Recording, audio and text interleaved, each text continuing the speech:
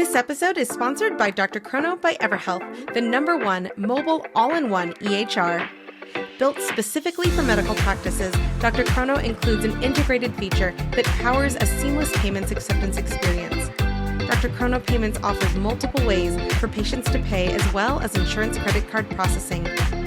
As a Dr. Chrono customer, you can easily activate our fully integrated payment solution that will streamline your cash flow and help you get paid anytime from anywhere.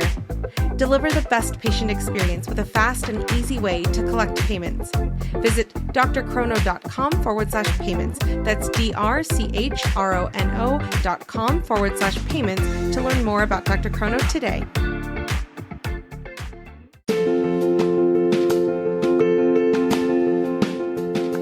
Direct primary care is an innovative, alternative path to insurance-driven healthcare.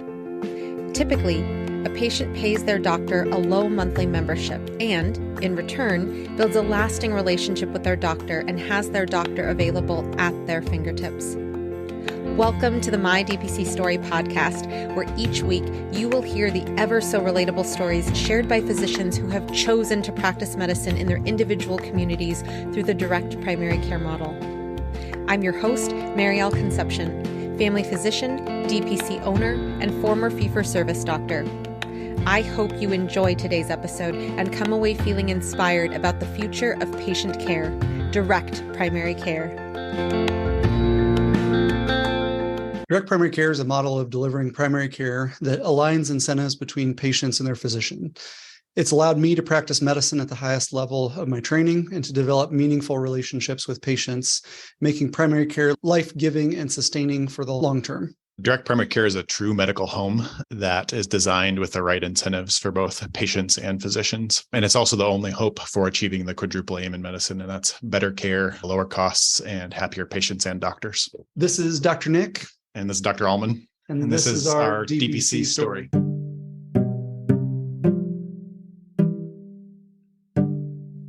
Dr. Nick Tomsen is a co-owner of Antioch Med and is originally from Nebraska. He graduated from the University of Nebraska with a BS in engineering and subsequently from the University of Iowa with his MD.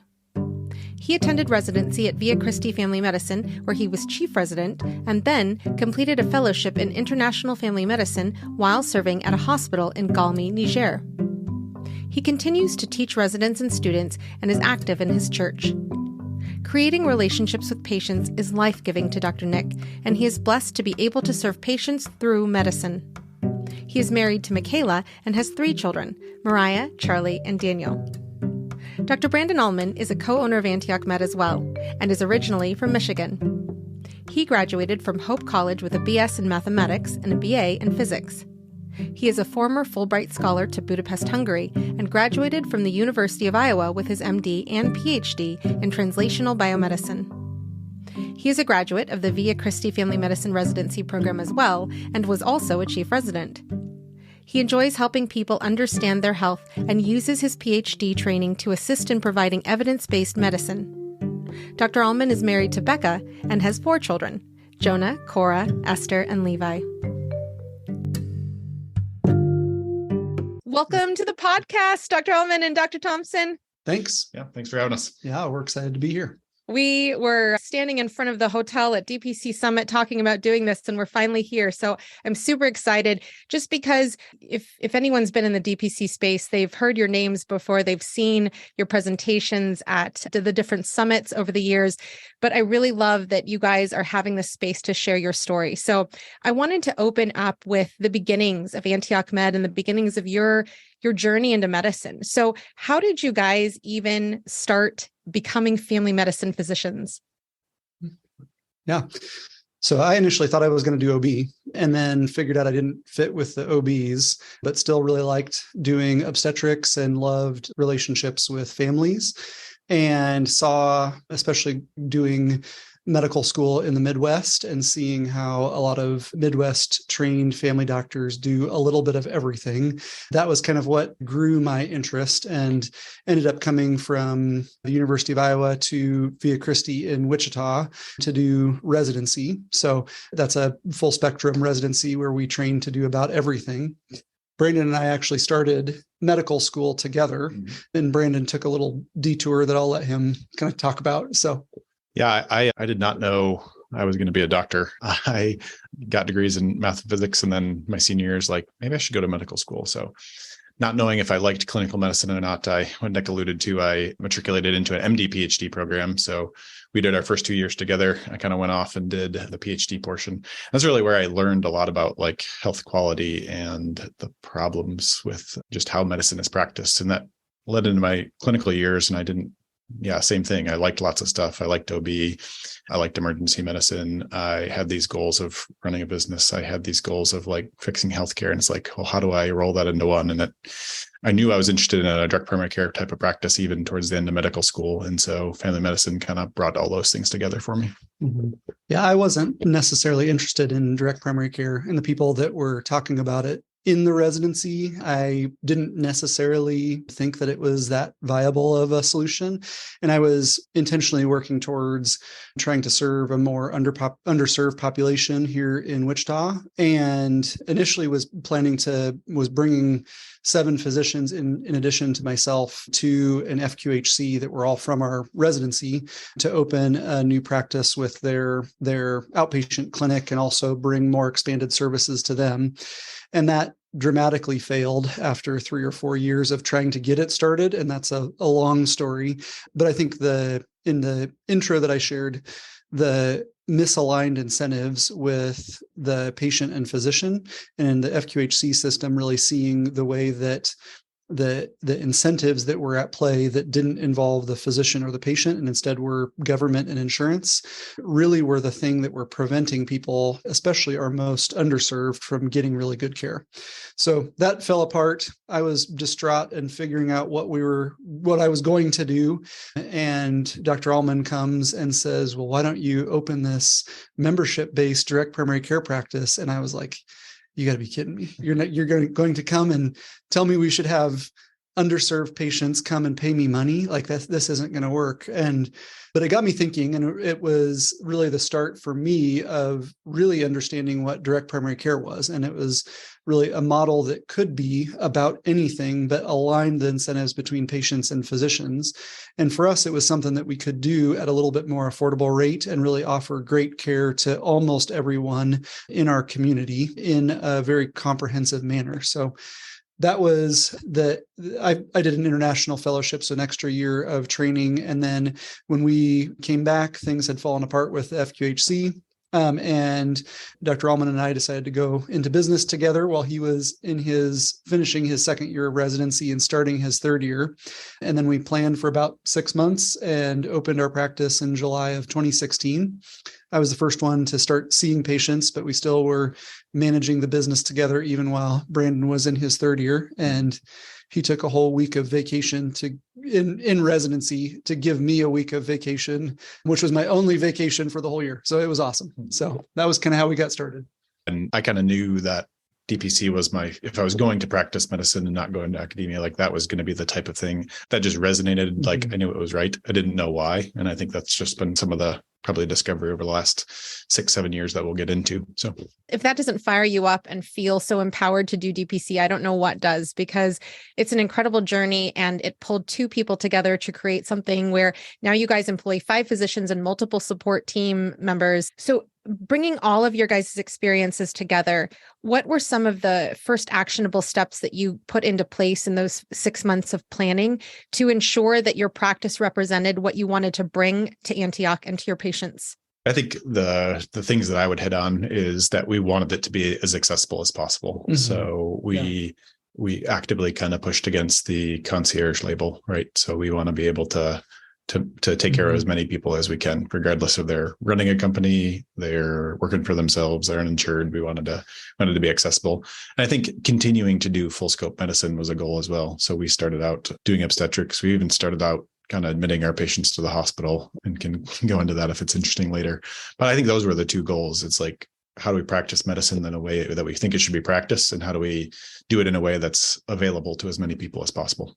Mm-hmm. Yeah, I think having it be something that even the folks that in Kansas, and we didn't expand Medicaid, so there's a lot of folks that are underserved but blue collar and working that still don't have access to care, not excluding those people, but also in the reverse, not also excluding high income earners and those that want really good care, and our friends that are also doctors that are getting bad care in other places, and business owners.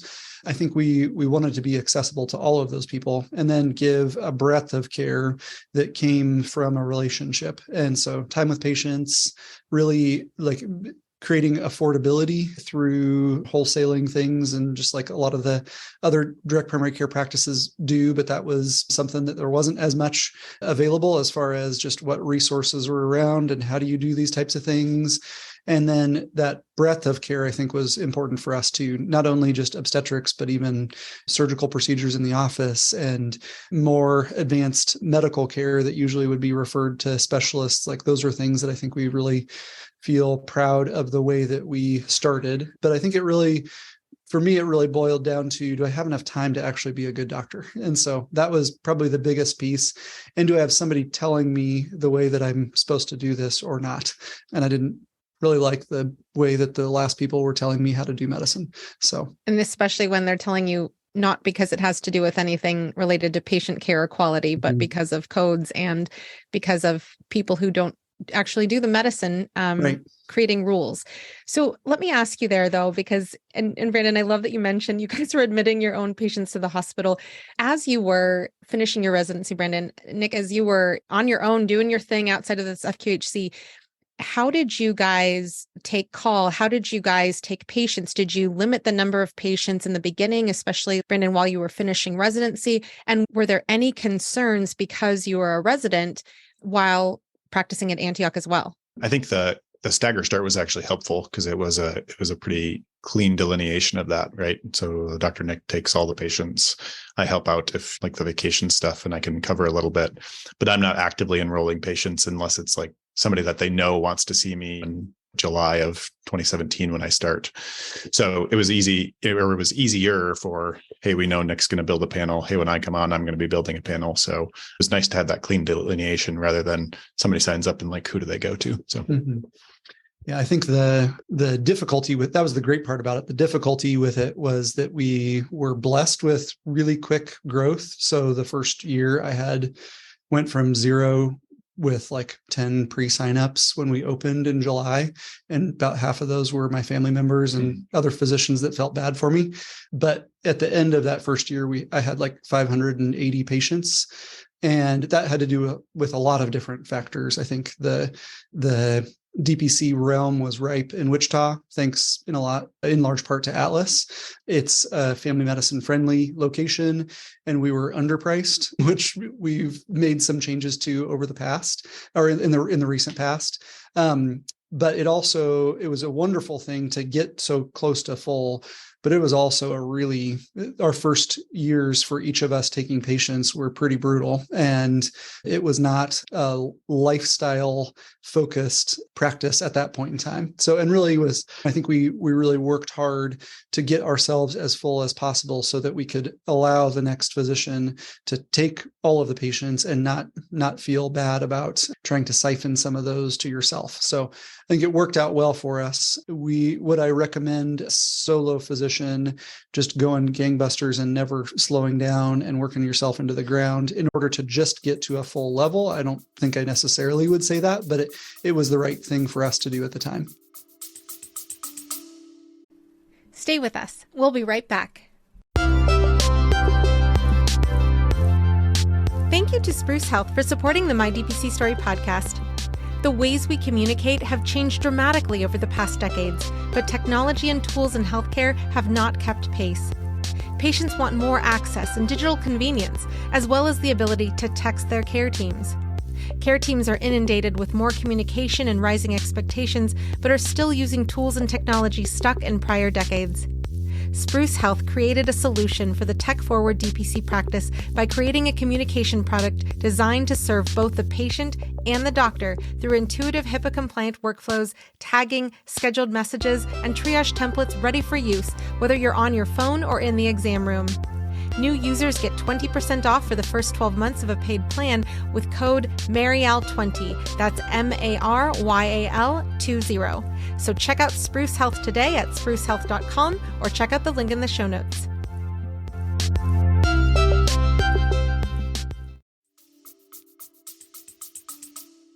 Fast forwarding a little bit, you guys are dads, you have other interests in addition to your DPC. So how have you, now looking back, been able to, like you said, Nick, you had your 1 week of vacation that whole year. How have you now built in time or balance into your practice so that you can honor your careers as physicians, but also honor yourselves as people? Mm-hmm. Yeah, I think so after that first year and after some marriage counseling, which I'm not sad to say that I did, and it was a necessary thing, and still am married and still I love my wife, but I think she loves him too. Yeah. And his wife loves him too. So, but I think for me, it was just an eye-opening thing part of the reason why I did this is because this isn't the only thing that I am. And I wanted to be able to have a sustainable practice. And in order to do that, I needed to put some boundaries on things. And so I think some of that started even in the first year while we were open. So we initially were the free text zone 24 hours a day. I will meet and exceed any expectation you have for me, and I will go above and beyond to do anything, come to your house, whatnot. So some of that I started to put some boundaries on. In our practice, you only text us 8 a.m. to 5 p.m. Monday through Friday. And if it's urgent, you call. And we're available, but I'm not at your beck and call all the time. And so I think really starting to train patients and set some boundaries was really helpful. Here now, I take part of a morning on Tuesday to do things with one of the leaders for our church. And so help with that part of life. And then on Wednesday mornings, I do everything related to kids and get them to school, and then usually have a date morning with my wife. So I work the other days and then all the on-call and after-hour stuff. But I think that's helped to normalize some of those other parts of life, parts of who I am. So, yeah. Yeah, and I think it's changed as we've gotten bigger too. Yeah. So when we started out, we started out with like one number. And so we all got everyone's texts, and like we each got all the texts and calls for all of our patients, you know what I mean? And it's like, we had like 1,000 some patients, and we're getting all the texts for every person, including both doctors and nurse. Yeah. So it was not wise. And so, yeah, part of it's just learning. And then part of it's like growth affords opportunities to do that. It's like, well, it's easier to be gone on the weekend because, you have 4 other partners that can help you out. And so, yeah, it's just evolved, and it's been a learning experience for us. It's been a learning experience for our patients, and we're still learning new stuff on how to do it well. So, but yeah, I have 4 kids. Dr. Nick has 3 kids. And so busy life outside of medicine too.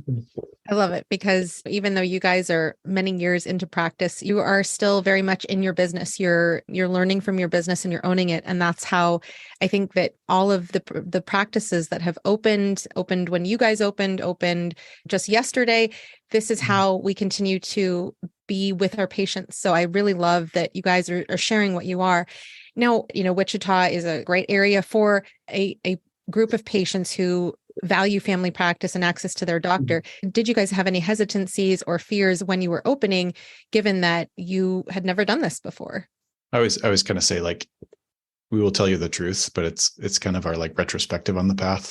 So if you'd asked us 7 years ago, we'd probably say the same facts, but maybe in a different way. But I think the thing that made us successful is we're people with not a lot of needs, if that makes sense. And if you don't need a lot of things, you can do a lot of things. And so, and having a partner that has similar goals and outlook on life and things, it's like I moonlit through my 3rd year of residency to like have cash to put into starting the business. We didn't need to take out a loan. We had never taken out a loan on the business. And so, yeah, it's like, the question is it going to work? But it's not like, are we going to go bankrupt or are we going to have problems? You have a very valuable degree to earn money with. Like, you're willing to work hard. You can do this. We each had kind of different stories around that. Mine took extra time, but the MD PhD program, like, paid for all my tuition. I didn't come out with any debt, paid me a stipend while I was in medical school. And that was my path to like having financial freedom, kind of leaving medical school. And Nick can talk about his, but yeah, the question is it going to work? But it wasn't like we need this to work or else, if that makes sense. So yeah. I think now, man, you should have had a backup plan, because I mean, it could have failed, but I don't really remember myself thinking this is going to fail, because I remember just like thinking like, this is way better than all the other options that are available. And I really I think the biggest piece that made it easy to bring patients in was that we really believed in ourselves too. And so I think that would be my answer to it. But I think there was always that, especially the first little bit that you're getting going, you watch the numbers, and when you don't have a new patient sign up today or tomorrow or the next day, it's like, oh, what are we doing wrong? Like, where are we failing? And then you get a whole pile, and it's like, well, that was great. And then you kind of live and die by the vine. And I think that was probably the hardest piece, is that those first startup days, you're counting, okay, I need this many more patients to break even. I need many more patients to actually have a nurse here. And I don't have to draw all the labs and do all the vital signs and send all the faxes and forward all the patient orders and referrals. Like, having that day end was really nice. So I think those were pieces that we could see that were like, oh, are we going to get to that piece? And those were pieces that I sometimes questioned, could we get there? So, yeah. I definitely appreciate you guys sharing that, and hearing that bit of your story that each of you shared there. It makes me think of having a scarcity versus abundance mindset. And I think that that's what we see a lot of in people who decide to do direct primary care is, hey, it's either this or I will find something else, but at least if I try this, I will know that I put my best foot forward in this type of care that is truly returning medicine to patients and their physicians. So love that. Now, Brandon, you mentioned partnership, and so I wanted to go there next. How is Antioch set up? Are you guys an LLC, an S Corp? What is the legal background of Antioch? Yeah, we're an LLC is kind of the simplest way to do that. And there's, depending on growth and goals and payment and stuff, there's different ways to be taxed, but we've been a professional LLC from the beginning and continue to be that. Gotcha. And you guys are co-owners. And so can you share with the audience, how have you guys continued to be co-owners while bringing on fellow physicians to practice at Antioch as well as staff? I think it was Kenneth Q at one of the events said, I think you guys are the only ones who are still partners in DPC. And so I took that as a compliment. Yeah. And yeah, we're also neighbors. So we live 50 feet from each other. Yeah. So, which is kind of weird, but that is what it is. I think it's really that, like, and we didn't do this at the beginning, but a book I always recommend to people who are considering partnership is the Partnership Charter, because everybody has a plan until something goes wrong, right? So like setting out the plan beforehand, it's like kind of taking on a second marriage. And so you should know the person that you want to do this with really well, and like know how they're going to handle adversity and who's going to be doing what, those types of things. So partnership's awesome because you can leverage each other's strengths. If you don't spend time planning and communicating about it, it's going to cause a problem eventually. So that's what people considering taking on a partner and stuff, they just spend time investing in knowing those things. So yeah, and I think that's also changed for us over time too. So we initially started out and we both just did everything. Like, if there was a check that needed to be written, one of us would do it. If there was something from a business to go to pitch something for, we both were always there. And eventually you get big enough and you have enough things going on that can't occur. And so I think those were also just like difficult but good parts of our developing partnership. So we're both co-owners and equal owners as far as stake in our practice, but those roles have evolved over time. And so I'm primarily a physician and have some management roles, but Brandon takes most of the management, is in charge of most of the management pieces of our business from a day-to-day perspective. And so we pay him an amount for that, even though we're still equal co-owners at this point. So, and then those are things that also, like Brandon shared, flow into our strengths and avoid some of our weaknesses. So I think it's just pieces that we like a little bit more about the business, and that lets us run our business a little bit better. So, and when we talk about this being like a second marriage, the question that I think of is, if someone is in a place where they're potentially going to join on with another physician to open a DPC, what are some key questions that you guys would suggest they think about or they ask before going into that second marriage? Because it's not always easy to know who someone is or how they practice if you have not worked with them previously. Stay with us. We'll be right back.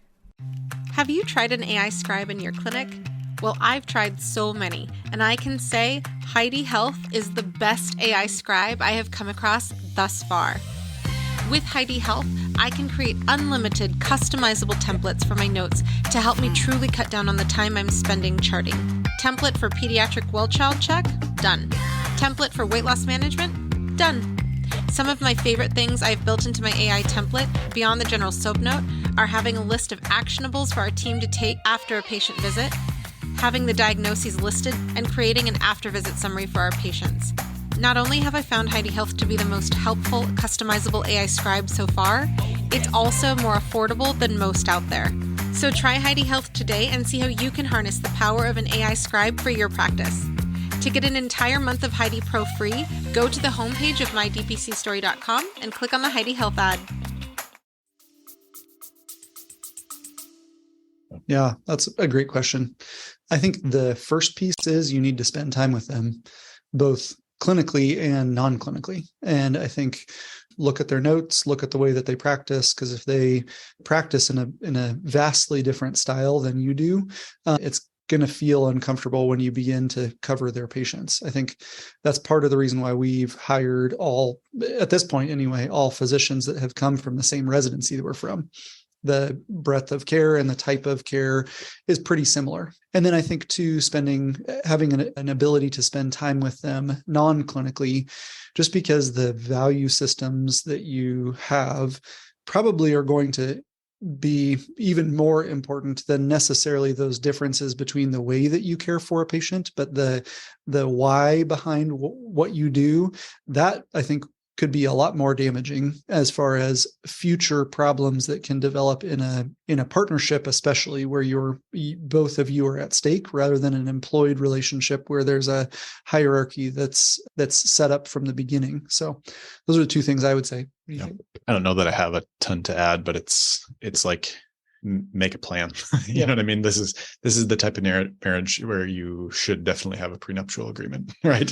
So this is not marriage is an analogy. It's not literal in this case. And so plan ahead for like who's doing what and what are my responsibilities and these things. And like that book I mentioned, if the other person not willing to read it, we don't need to do that. Like that's a red flag, right? So take it seriously.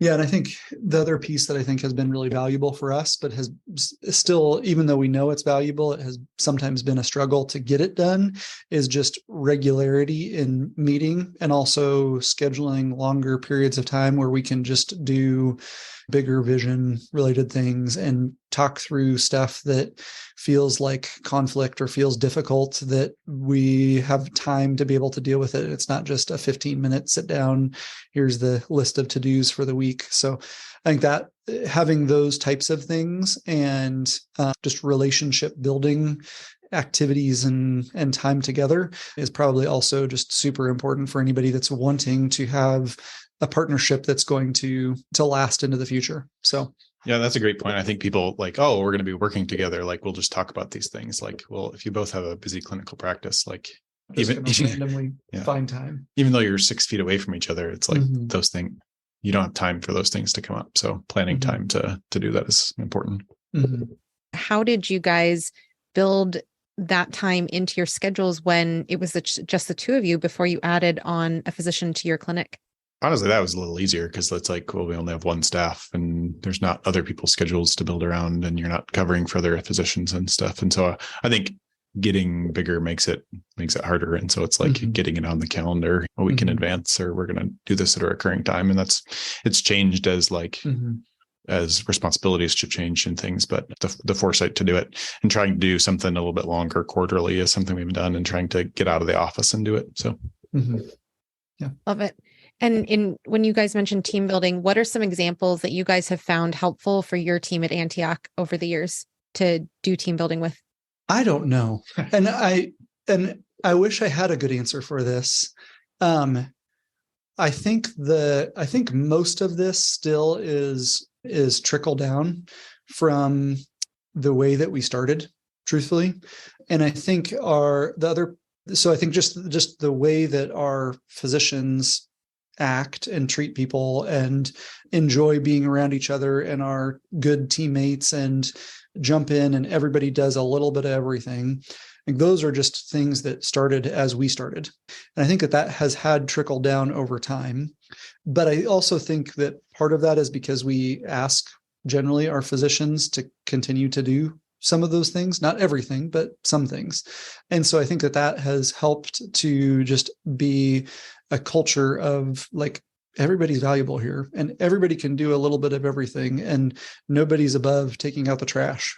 So I think that is a piece that we've maintained, even though we haven't had retreats to all spend time together. We do holiday parties, and we've had kind of non-COVID, we've had our anniversary parties that we invite patients to and those types of things. And I think all that stuff is fun, but I think most of it's just an everyday type of interaction. So. And I think it's learning over time too, because that's where I get to do more in the future. Well, I get nerdy, right? So I think of like culture as kind of like gravity. It decreases with the square of the distance, right? And so 2 physicians, 1 nurse, not that hard to maintain culture. 5 physicians, 5 staff, still pretty okay. More than that, man, you need to start thinking about these things. And so it is, like we started meeting one lunch a week with all our physicians just to talk through anything that's going on. And that's, I don't think other of us think about it as culture building, but it's like, it's hearing everybody, what's going well for you? How can we help you? Do we need to change the way we're doing something to make this better for physicians, better for our staff? And then starting to meet with our staff weekly too. It's like they are on the front lines. They take all the calls. They're seeing patients when they walk in. Hey, what do you see that we need to be improving on and stuff? And so I never think of those as culture meetings, but it certainly kind of dictates the direction we go. And then it's learning the hard way too of making some not helpful staff hires, and that it is just way easier to work really hard with people you enjoy than to add more people that maybe are not necessarily helping you get to your goals. And so learning the hard way over that stuff has been we've made mistakes in that. So When you talk about those mistakes, how have you gotten through those? Because I have definitely talked with some physicians who they've brought team members on, whether that be an office manager, an MA, social media manager, and having that discussion of this is not the place for you, we're not a good fit. Those types of discussions can be really, really uncomfortable for people, especially I feel primary care doctors, because I find a lot of people pleasing tends to come through in primary care doctors. We're laughing because we both know the answer to this question. Please. Well, I mean, I think that this goes back to our early discussion of like, what are the strengths of people? And when you mentioned people pleasing, that is why Nick grew so well initially, is because when you are taking awesome care of people and you're great to be around, it's like, well, people are going to sign up fast to have you be their doctor. Confrontation has never been something that's been a problem for me. And so those duties are fine to come to me. And we've never like fired anybody. There's not anybody like blow up and like get out, but it's like, we communicate the expectation, you document the ways you've communicated the expectation, you give the feedback that like, this is the expectation, you haven't met it.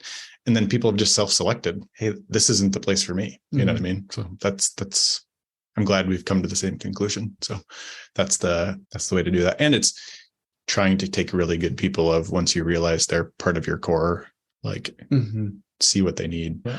My favorite story to tell on this is like one of our current MAs, and she's kind of taken on some of the administrative roles with me. She started out as a 19-year-old cleaning her office, right? And so then you can come in and do faxes for us one day a week and do those things. And you can make sure our medicine inventory is correct. And like, you'd go to MA school, and she's just kind of grown from there. And it's like, you want those people to like retire from your office, not hit a ceiling and be stuck there. So the way you cultivate people like that is important. So yeah.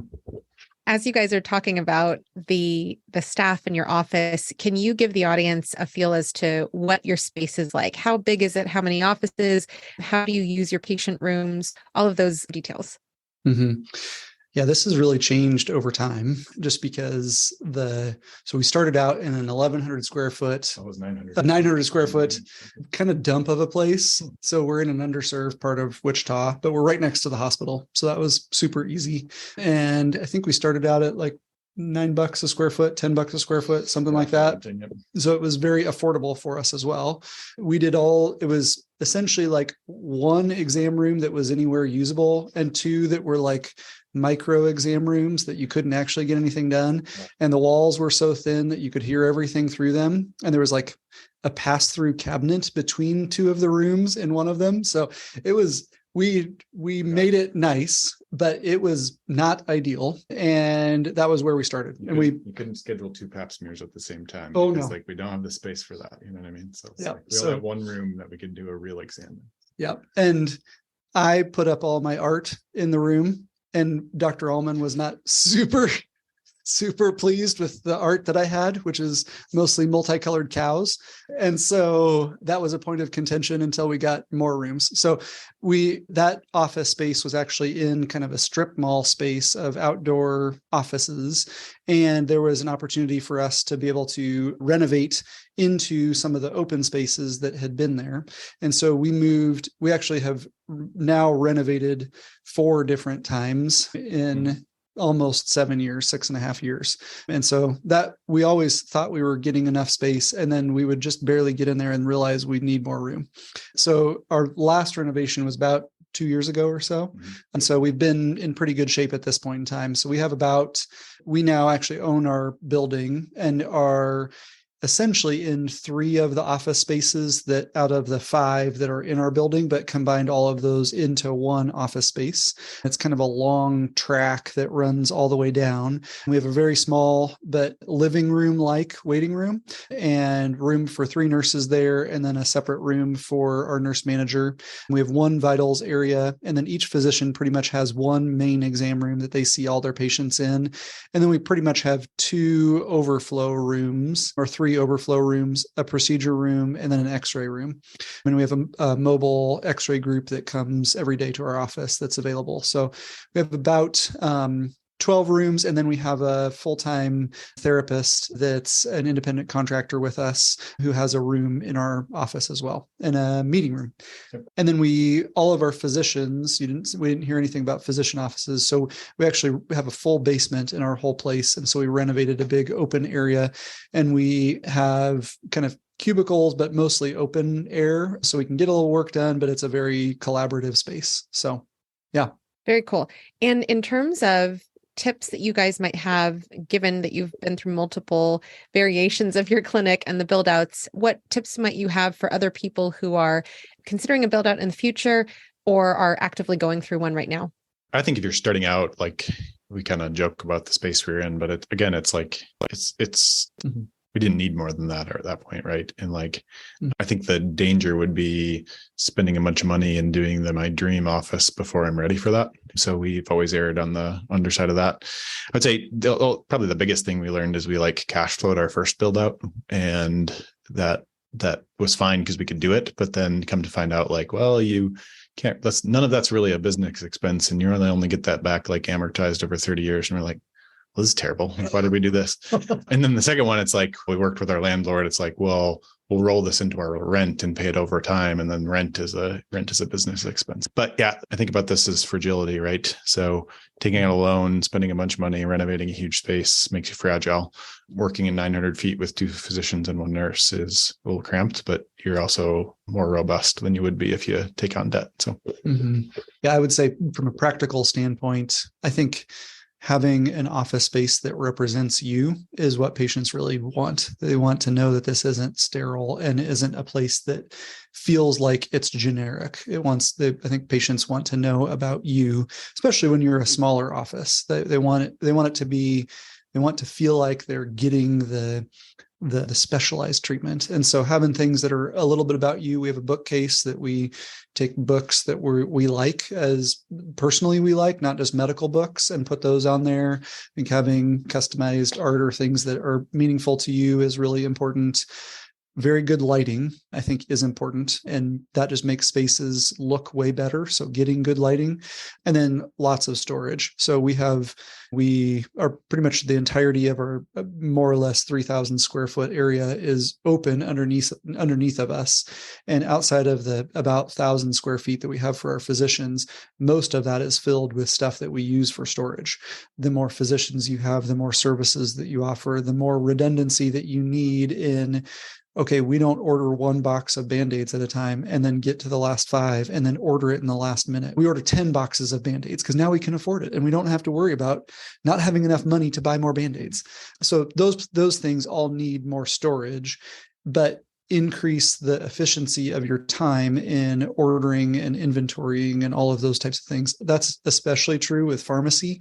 And we run a big dispensary, whatever you want to call it. We run a big one of those. Yeah, a different one of those. So, yeah. Not specifically cannabinoid products, but a dispensary of prescription medications. Love it.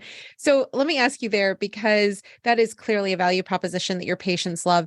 Can you tell us more details about your patient population? You shared that you're in a low income area of Wichita next to the hospital, in a place that loves DPC as a culture, but who has joined Antioch over the years and who has stayed?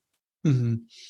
Yeah, I think this really has evolved a lot. So my patient panel was probably, especially with the first members that joined, I pretty much had one business that joined with us during the 1 or 2. So they were smaller. They were just paying a membership. It didn't involve any type of insurance product or those types of things. And it was mostly the owners that liked what we were doing and wanted to give it as a good benefit to their employees.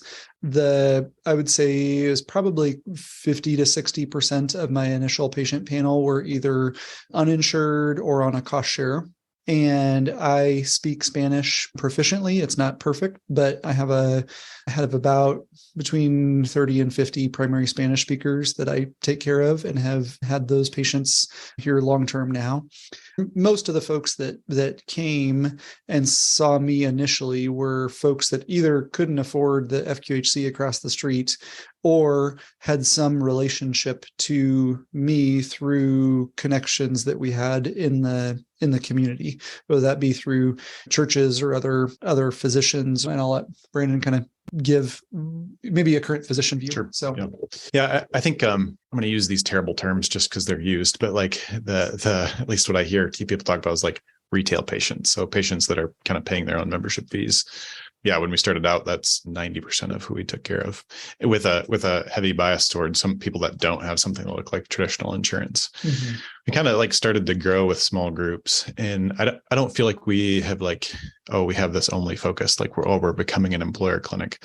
But I think the patients in that kind of retail bucket, they may love you, but they also respond to incentives. And so if somebody gives them a free insurance card or they get a new job and it's like wants them to pay for benefits, if you look like a cost to them, they leave, you know what I mean? And so I think that's painful when you spent 2-3 years with people and it's like, I'll see ya.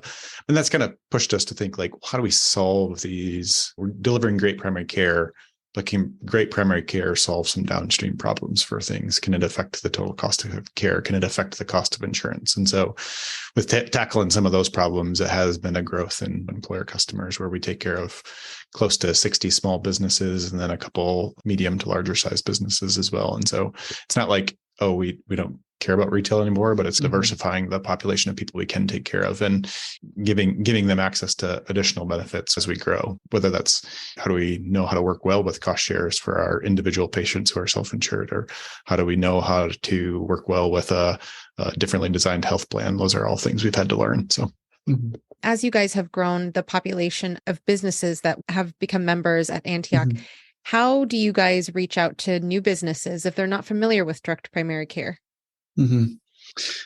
Yeah, I think most of it has been word of mouth and people that we've taken really good care of here locally. There are a few kind of smaller business groups, and there's a group on health that is run in our local area that Brandon is very active in. And we've been to different business related insurance meetings that have all the big Blue Cross and the local kind of physician-led group in our area that has kind of an insurance add-on, and have talked at those types of meetings that involve HR and financial people and CEOs and that type of thing, mostly from here's how we think about all of this, and here's how we can answer some of these problems, and then have had people kind of trickle in over time. So I think the business community in Wichita is relatively insulated, and that's been a great thing because we're not so big that nobody knows what anybody else is doing.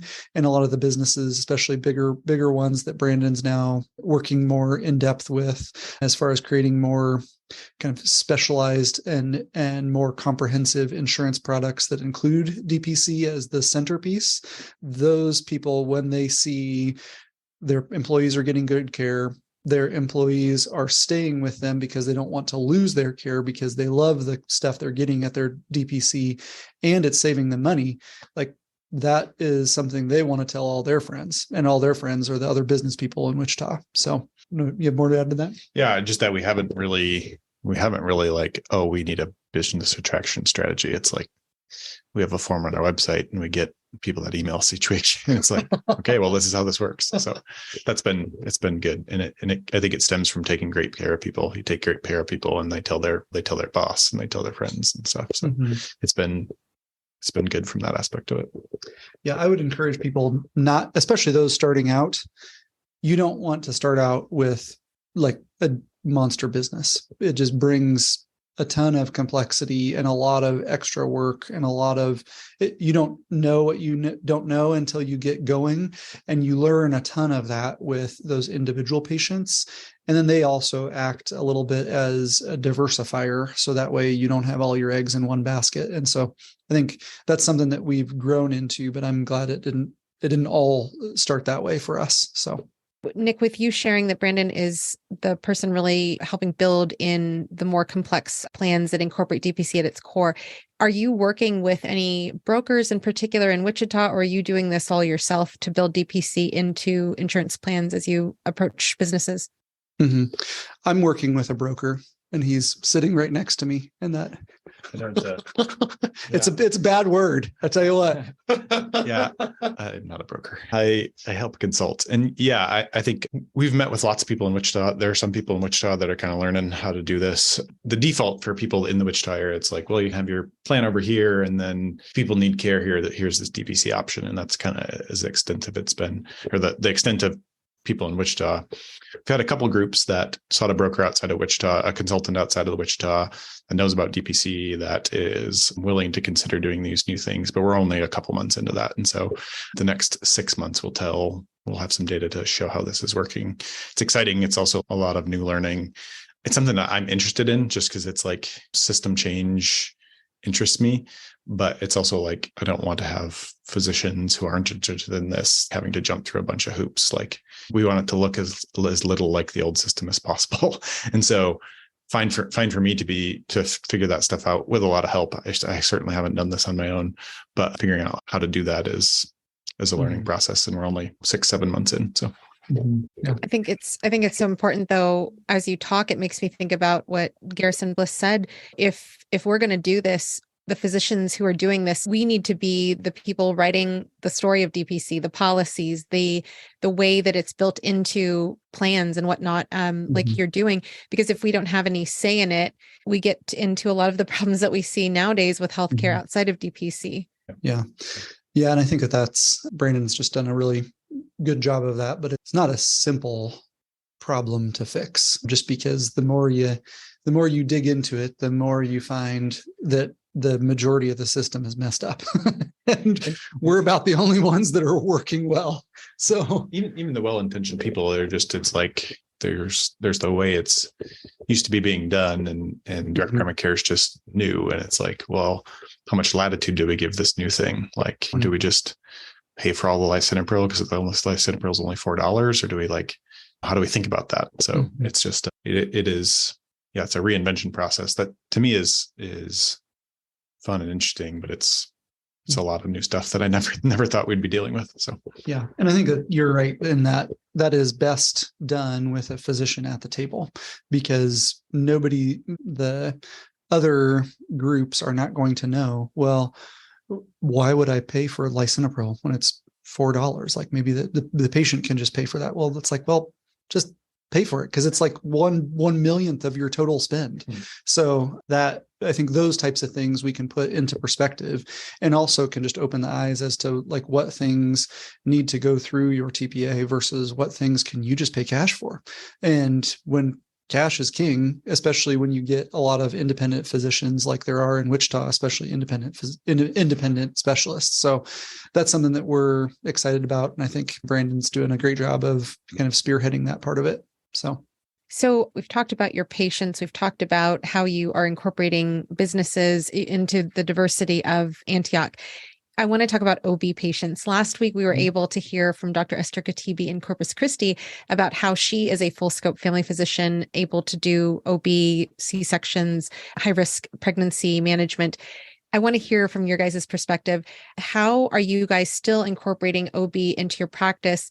And how many patients do you have at one point who are expecting? Mm-hmm.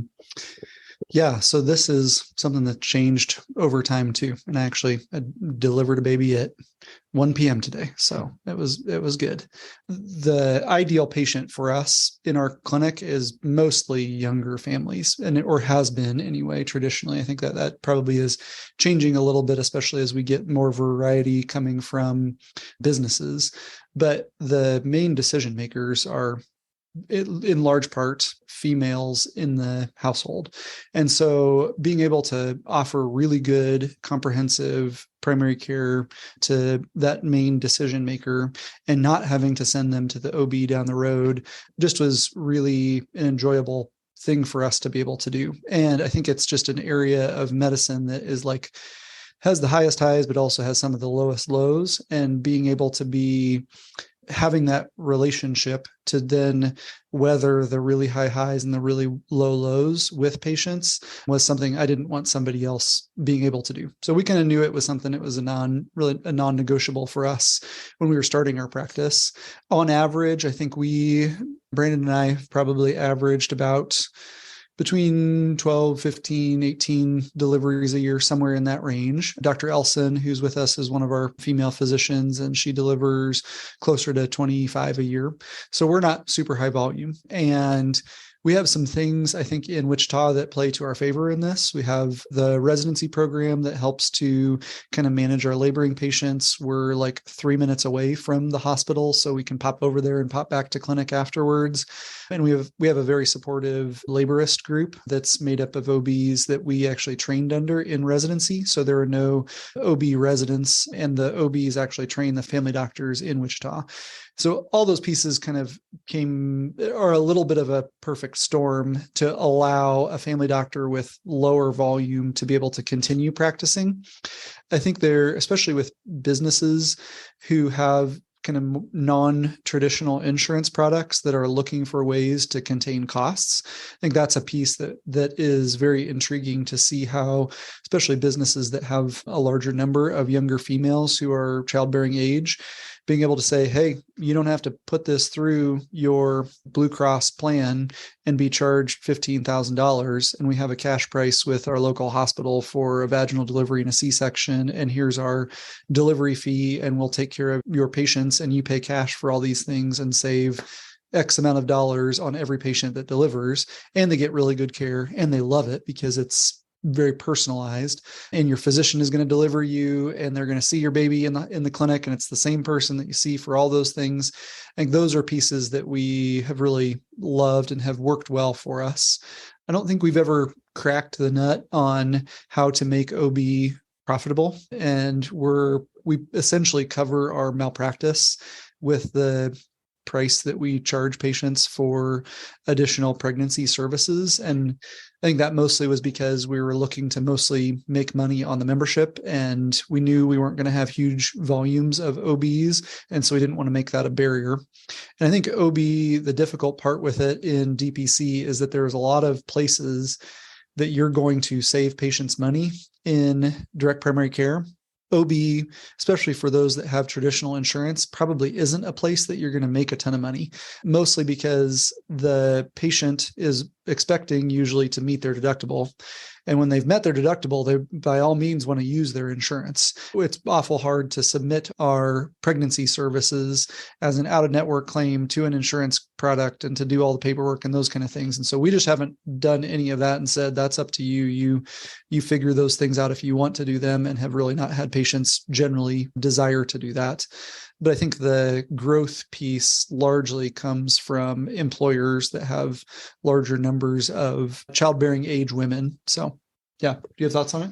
Yeah, I think it's been important because it's something we've enjoyed. And it's also, Wichita is a place that trains people to do full scope family medicine. And we don't want that to die out in the community, right? Mm-hmm. So if we train people in residency, but no, they don't really see any examples of family medicine physicians doing it, then it seems less realistic. And so we want it to continue. We want to use it to attract physicians that want to keep doing that. And DPC is a place that you can do that in, not like, well, I have to go to the middle of nowhere if I want to deliver babies as a family medicine physician. So those have been the goals. And then, it's very rewarding. And I think our practice looks a little different. So you'll hear like, well, what percentage of your patients are pediatric patients in DPC, and the numbers of 10%, 12%, 15% get thrown out. And like, we're about a third in our practice of peds. And so having a place where families feel comfortable keeps your practice young. So it's fun to be able to do that breadth of things.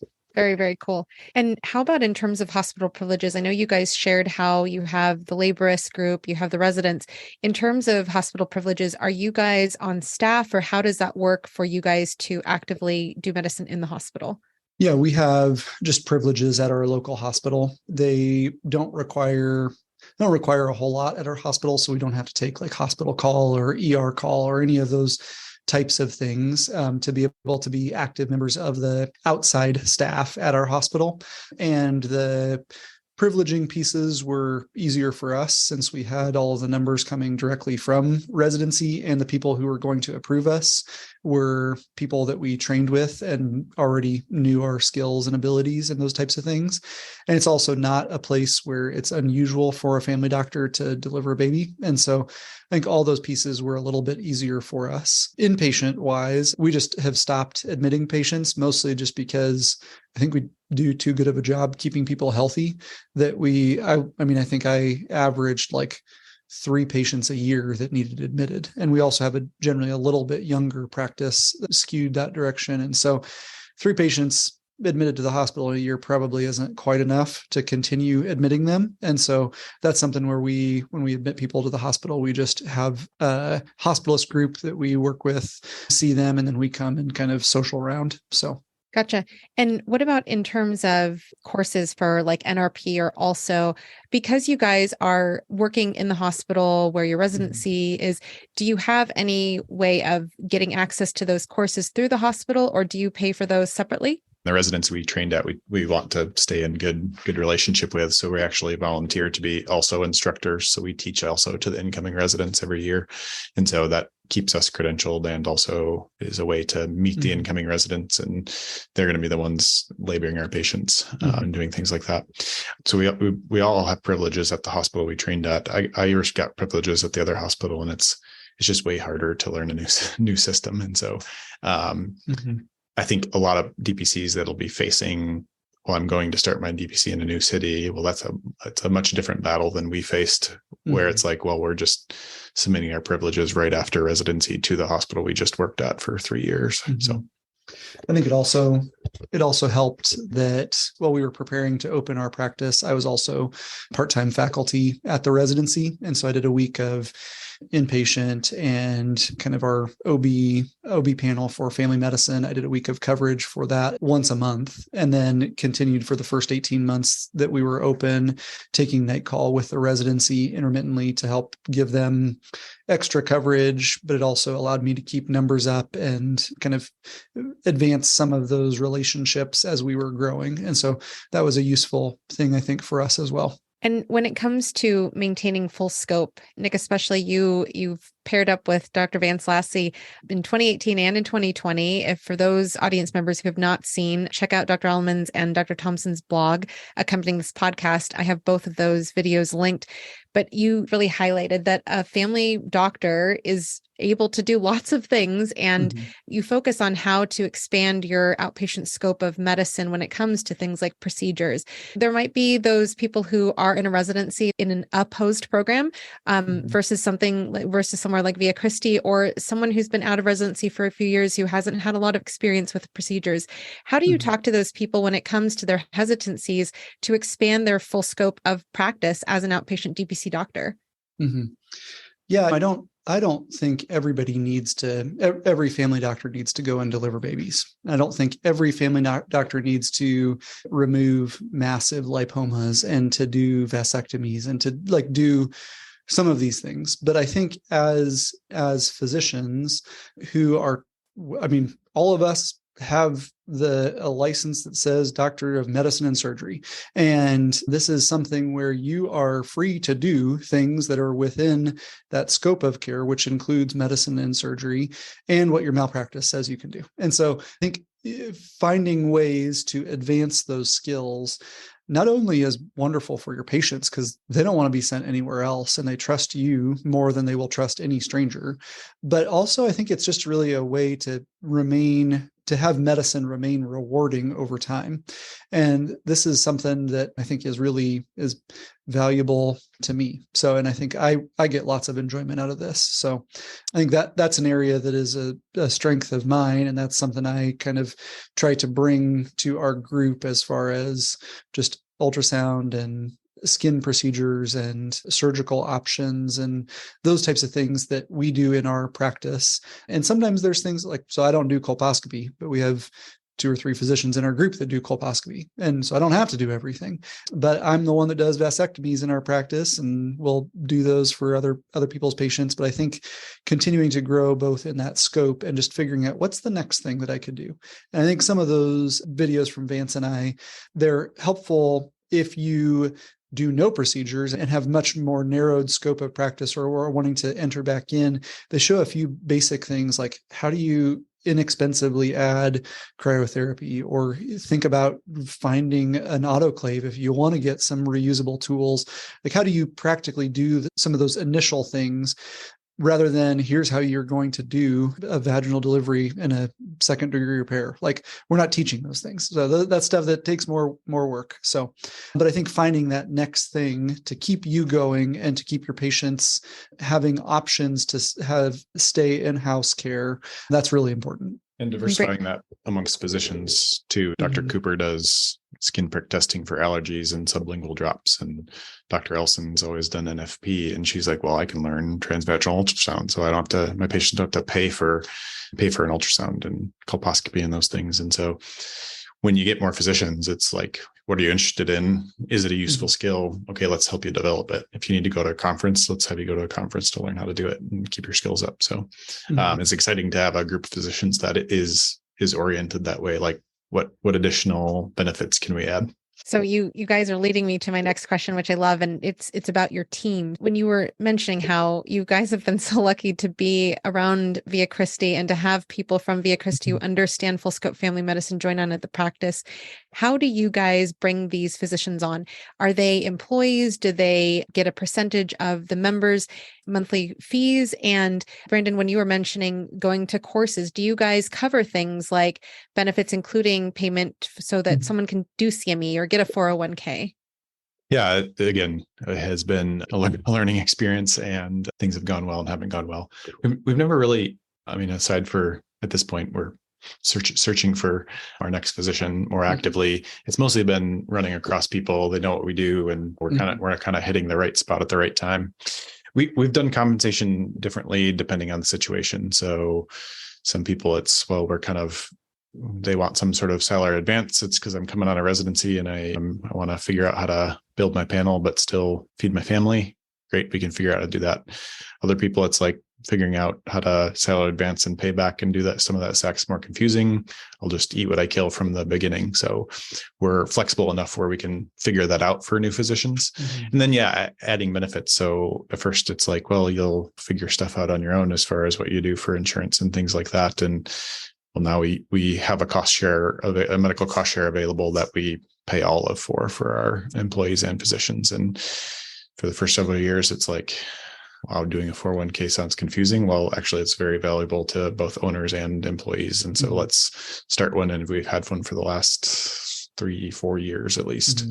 So we try to just paying for those things through the business has been the way we've gone about it. So we pay everybody's malpractice through the business. We pay up to date for all physicians through the business. We licensing and all of those pieces are paid. So the local CME events, and one CME event we've paid for physicians. And so we want our physicians to enjoy it here, have perks, and then be competitive. Because again, people love the concept of DPC, but if it's an enormous sacrifice to practice a little differently, well, you're not going to be competitive for talent. So definitely.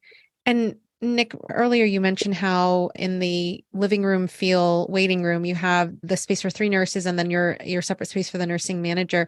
How did you guys determine how many support staff you needed as you grew the practice in terms of physicians joining? We've always been a little bit behind. And I think in general, if I were to summarize, I think a new starting physician in our practice needs a full-time staff. Physician that's full and maintaining a practice needs a little bit less than a full-time staff. And then we have some just administrative needs that we also have that are done through staff. So essentially we have 3.5 full-time equivalents of nursing staff. One of those ends up working remotely. Is that true? Yeah. One of those works remotely and does all of our referrals and faxes and sorry, 4.5. 4.5. Yes, 4.5. But then one of those nurses also is half-time administrative and half-time nursing.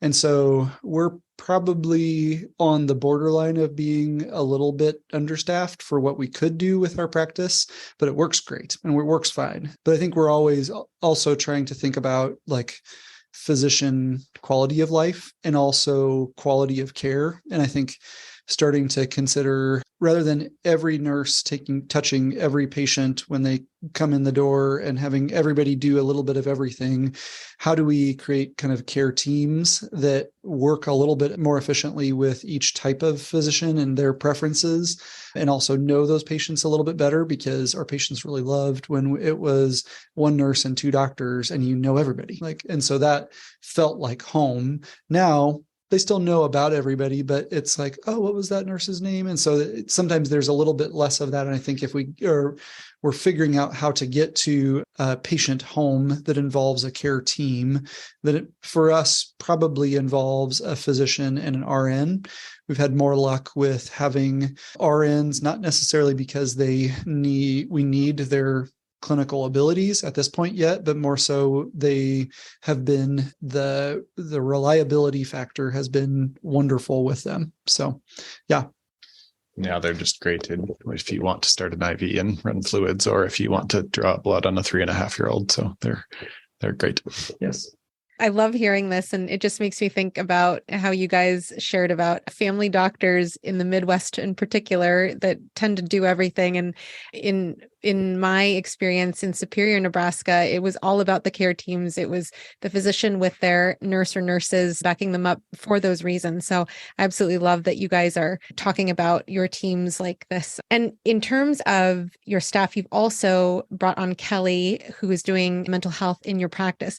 And so one of the things I learned from social media was that she filled up very quickly. So how did you find Kelly, and how did you bring her into the fold? Yeah, she was actually in training. And then one of the businesses that has been with us for a long time, one of the employees there knew about her and knew she was looking at this. She had worked in a facility that I think was working fine, but she wanted to have the freedom to do something new. And so, yeah, I just think mental health is obviously a much talked about topic and a much like, how do we get access? But you can hand out a lot of cards to patients and say counseling would be beneficial to you. But if you say, actually, her door is right down here and our nurses can schedule you. And by the way, we've found a way to like make this as affordable as we can. You get lots of people getting the help they need. And that's been just very rewarding. And so, yeah, when we talk about our DPC being a medical home, it's their physical health, their mental health, their spiritual health. We want to be able to touch all of these pieces of their life. And if we can be a net positive, we want to get them access to the care they need. So it's been great. I would encourage DPCs to think about how to do that. And there's no one model that'll work, but it certainly does allow you to give better care when you're giving access to mental health care as well. Yeah. And just because Kelly filled up quickly, are her services incorporated into plans when you're talking to employers, Brandon? Or do you mention that if they do see Kelly, it's at a discounted rate compared to other services that might take cash only around the area? Yeah, every business kind of decides what they want to do. And so the vast majority, it's like, well, we pay for the membership and all ancillaries are kind of on the patient. The ones that are truly kind of putting primary care at the heart, we're never saying, oh, you have to include this, you don't have to include this. Like they may choose to pay for allergy resources or not, right? But we're saying, hey, here are the things available. If you find it a value, use it. And then, yeah, so I think the wise ones are saying, yep, that makes sense. Like we know we will have happier, more productive employees when they're mentally healthy. So it's an investment willing to make. So they're willing to pay for strep throat visit and test, like, well, paying for like you to not be anxious and not be depressed at work is an important investment as well.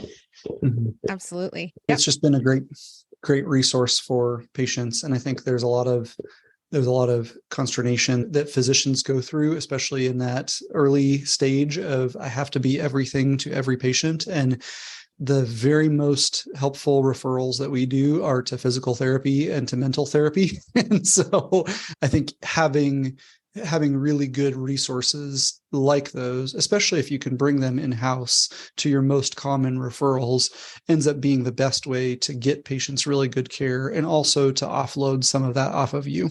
And with all of the things that Antioch brings to your community, I want to ask about onboarding, because you guys have talked about how people have migrated towards you in terms of physicians who understand what you're doing and who want to be a part of it.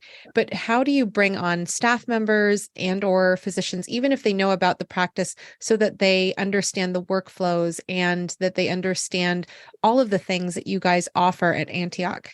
Mm-hmm. Yeah, the nice thing is we've had staff come through, and people have been here for the duration of residency, so they've been here 3 years. We've never like completely turned over where there's no institutional knowledge left, if that makes sense. So we've always had somebody that's been trained by the last person, and so the staff, we have this core team that's gonna show them the ropes, and it's very little of a physician showing a staff other than like, well, this is this physician's preference. Next time do this. Hey, if you get a phone call like this, you can handle it in this way. So the staff trains the staff at this point. The physician doesn't do a lot of that. And then the physician onboarding, it's getting everything in place. We made a checklist probably the second time after we did it. It's like, oh yeah, we should think about all these things. And so it's the same thing. Like you don't start out by scheduling them 6 new patients a day. They look at their schedule and they're like, well, I have 1 patient in the morning, 1 patient in the afternoon. It's like, it'll be okay. Like, you know what I mean? Like there's lots of stuff that's different than residency and different than your last job that you're going to have to learn. So, but it's not, again, it's just like them using the skills that they have just in a new setting. We order labs differently. We order medications differently, but it's once you've done it 10 times, it starts to become second nature. And you just start asking yourselves questions. It's like, oh, this person needs an echo. I don't really just reflexively refer them to cardiology. It's like, I know the price of the echo and I know I can get it and I know I can get them in with cardiology. So it's just, once you see it done a few times, and then the physician meetings, it's like, all questions are open. Like our physicians just add stuff to the agenda and we can go over how to do it best. So you guys have touched on pricing, and Nick, you made a comment about how pricing has changed over time. So can you share with the audience, how has pricing changed over time, and how do you go about changing prices at Antioch? Yeah, so we started out probably less than half the average price per member per month compared to national average. Part of that was a little bit of a miscalculation, I think, for us, where there wasn't as much information about how to start a direct primary care practice as there is now. And so we kind of used maybe 10% peds, 15% peds rate. But when we ended up having like 35, 37% peds, we just couldn't continue at the rates that we had for peds at that point in time. And initially, we started out with reductions in price based on family size. So if you had this many members, your prices went down. Over time, we have done 2 price increases. Both of them have been about the $5 to $7 range per patient per month on average. And we've simplified things drastically. We have one adult price, we have one peds price, and that's the same for everybody. And I think for us, the simplicity of it is probably key. And there's already enough things you really have to describe and explain and re-explain to patients in direct primary care. Complexity and how much it's going to cost is not one of the things you want to have to re-explain. So use your time and energy on other parts of that. So that's where we landed right now.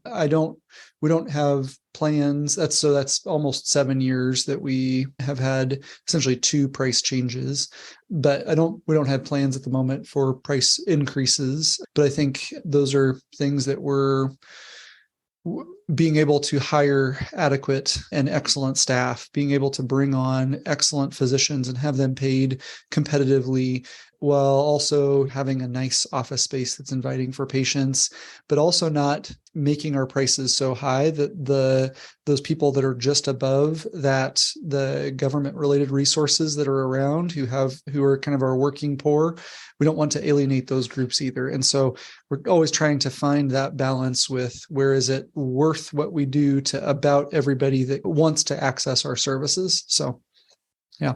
I mean, we love making ancillary services inexpensive, but if you're going to employ an RN to draw labs, we never want to, hey, we make money by ordering CBCs, so let's like draw labs on everybody, right? We never want that to be our incentives, and we don't pay our physicians off lab production, right? But it's like, hey, how much time does this take a staff member that we have to pay? We need to recoup that cost in the lab while still saving people money. So figuring those things out is a continual learning process, especially with doing medications. Like that is it's a awesome thing to be able to do. It's also a big staff investment to be able to do. I wanted to highlight your guys' social media on LinkedIn, on Facebook, on Instagram, because it's always about Antioch in terms of patient testimonials, or one of your staff members will talk about one of the value propositions that you bring to your patients. So how do you guys go about strategizing your social media presence in a community where you're already well known? I think this is something that's changed a lot over time too. So it's the theme. Things change. Yeah, no, and I think we're not changing. We're probably not learning. And initially, all of our social media stuff came from me. And it was pretty much, I started our Antioch page, and then I invited every single person that I was friends with on Facebook to like our Antioch page. It was like 1,000 people. And some of the people I don't even know anymore. I went to college with them, and they're nowhere near. So that was where it started. And it was more or less an extension of who I was as a physician. And I think that really helped us to grow that social media presence initially. That was also 7 years ago. And so Facebook was king at that point in time. And you post something on a business page, and it just gets spread to the random city of Wichita. And you don't have to pay for anything. And it just randomly goes and it shows up on all these people's pages because they might like it. And so it's a different world now compared to then. But I think the pieces that we learned were that people really want a physician that they can relate to, a physician that is more than just knowledgeable, is personable, somebody who has a story to tell, somebody who wants their patients' stories told, somebody that can do more than just save you money. I think those are like pieces that connect some way to a patient. And our biggest marketing ploy to date has just been posting pictures of babies that we deliver. And that's like the best. I mean, they get like 100 likes every time. We don't even do anything with it. So those, I think seeing where we connect with patients on Facebook, and then kind of really trying to prioritize those types of posts was helpful initially. As we grew to 5 physicians, having a Dr. Nick Facebook page isn't that helpful anymore because I'm not taking any new patients. And so we kind of had to pivot our social media strategy. Some of that was me continuing to do some of that. We've hired a couple different advertising agencies that are kind of, one that was a little bit bigger, one that was a little bit smaller, and one kind of individual to work through those things. And I think we're still figuring that out. And a lot of that's, I'm not the most, like, I was most Facebook savvy, but I'm not Instagram and TikTok savvy. And so, once again, it's finding the people that help us tell those stories in the way that patients are wanting to hear them. So I think that's, and then involving our staff, involving our other physicians, not having it all be, let me teach you this thing, but more, let me help you feel this thing about our practice, or let me share this story, or let me help you understand how you fit here. So I think those are the pieces that work the best for marketing. Some of your posts, they feature reviews or testimonials from your patients. So how do you guys go about getting those reviews or testimonials? Initially, patients just put them up. And so that was very nice of them. And I'm very thankful for that, because we didn't think that would be that big of a deal. But then we started realizing, after the word of mouth, like, entered all the word of mouth areas that we had and didn't have as many circles that we were entering into new patients, we started having people show up and they're like, I just read your Google reviews. That's how I found you. And so I think we've started to prioritize, especially, it's hard to sell yourself, but one easy way, I think, to sell yourself that doesn't sound self-serving as much is, hey, did you love the care that you got here? And if you did, then it'd be really awesome if you left a review telling about it so another patient can find our care. And that's the way I love taking care of patients. And I want to be able to continue offering this care to others. And that's a great way for them to find it. So that's the way, when I have somebody that is in here and they're like, that was awesome, you kept me out of the ER, you did this thing to me and it saved my life. And it's like, that's awesome. Like, would you tell somebody else about that by leaving a review? So I think that not being ashamed to ask for that is one. And then 2, we have a part of our website that we don't use very often, that we've kind of used a little bit as a review funnel. And that's something that is less used, but I think could be more utilized in the future. So, yeah. Well, and involving our, Nick making the comment on involving our staff. One, they're younger and cooler than us, so they know how to do this. And then 2, like, we will have an encounter with a patient, we'll leave, they may need to schedule, they may need to pick up a med, and our staff is hearing the outcome firsthand. And if the staff know, like, hey, that's a great thing to just post, because if we grow, we get to add stuff. Like, we've started doing vaccines and we've been able to add these services. So growth isn't just for the sake of growth. It's like, we get to offer more benefits to our patients that come along with membership. And so having staff involved in that has been probably one of the better things that has happened with our kind of advertising and reviews. Awesome. So in closing, I want to ask one more question, and this goes back to culture, Brendan, especially for you. I would love to hear your answer on this. When we look at direct primary care as an option for primary care doctors, and direct primary care as a model for people like specialists to adapt to and practice under. When you were speaking at the HINT Summit and you were highlighting family medicine, I kept thinking about, how do we bring more doctors into believing this model can work, and giving them the confidence that you guys now have 6-7 years later to do this model? Yeah, I think to me, it's just continually pushing against misconceptions. And so it's like, well, you're contributing to this shortage. And so it's like, well, let's turn that into a numbers problem. If you have 2,000 patients and you take care of 20% of their medical needs, and I have 600 patients and I take care of 90% of their medical needs, like where's the shortage, right? And so I think pushing back on the narratives that are not true is important. And then I think there's different ways to join the fold, and they don't have to be the same for everybody. You can have a 1 doctor, 400 patient, 1 MA micro practice. And if you're taking great care of those 400 people, awesome. If you don't want to grow, like that's okay. But I think some segment of DPC has to grow into becoming the default, right? Like if primary care is going to be the solution to some of these problems, like the type of care DPC provides has to become the default, and patients have to be given the incentives to choose that.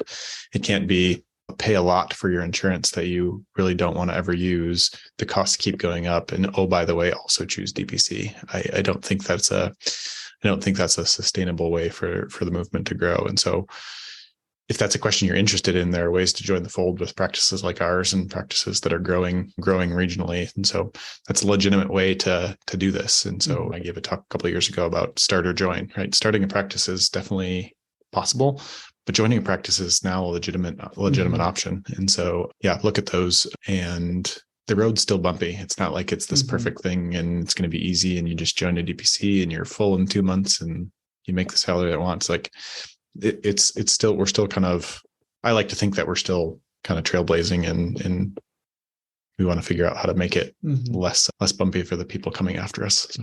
Yeah, I think having different options for different people is probably the main thing. And 7 years when we opened, outside of a very few practices that even had more than one physician, it was pretty much just one-pop shops. And so now having places to join, places that are much more corporate style or catering only to employers, places that don't do anything with employers, different parts of the country, different patient populations, different kind of more specialized care, or even specialists in more direct patient care rather than direct primary care. I think there's just lots of opportunities. And I think as we start to think about, especially where the vast majority of people are thinking they're getting care, which is from their business-related insurance product, but they're not actually getting care. I think as we start to answer some of those questions, it makes DPC a lot more valuable rather than just an add-on. And that's when we can start kind of dealing with some of these bigger questions of how do we pay direct primary care physicians adequately? How do you add these? How do you scale this to some degree? And I think there's a lot of right ways to do that. And so I think skinning the cat in more than one way is good for lots of family doctors. Love it. Thank you so much, Dr. Tomsen, Dr. Alleman, for joining us today. Yeah, you're welcome. Thanks for having us. Next week, look forward to hearing from Dr. Diana Medina of Luminous Health and Wellness in Houston, Texas. If you've enjoyed the podcast and you haven't yet done so, subscribe today and share the episode with a physician you may know who needs to hear about DPC. Leave a 5-star review on Apple Podcasts and on Spotify now as well, as it helps others to find all these DPC stories. Lastly, be sure to follow us on social media. If you're wanting to continue learning more about DPC in the meantime, check out dpcnews.com. Until next week, this is Marielle Concepcion.